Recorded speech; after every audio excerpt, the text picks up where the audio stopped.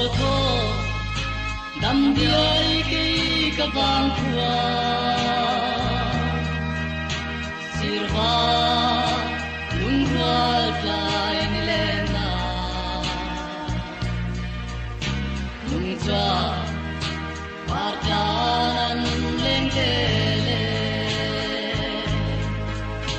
kei po an yang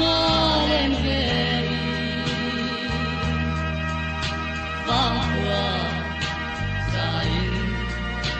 ka toy zel do ne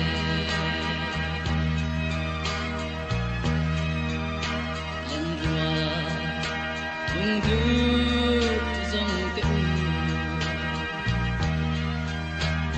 matia son zai rel zelin ti cho ang hukan vang kuahi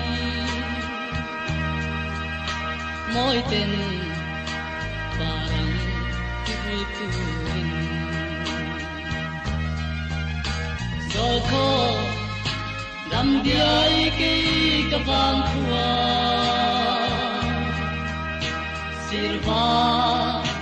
lung rual fly lena lung cha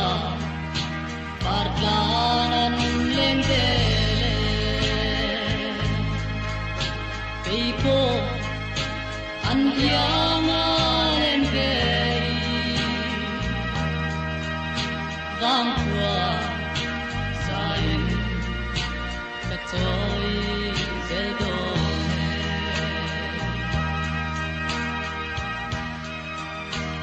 em dam si pi len ram oi rua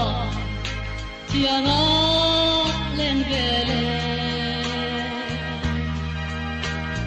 atla le mua moi rua ne partin moi ten avsia zol ko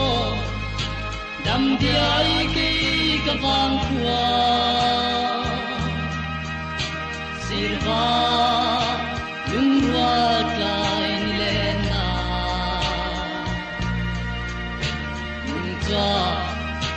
parkanan leng dele kei po an yang len vei vang qua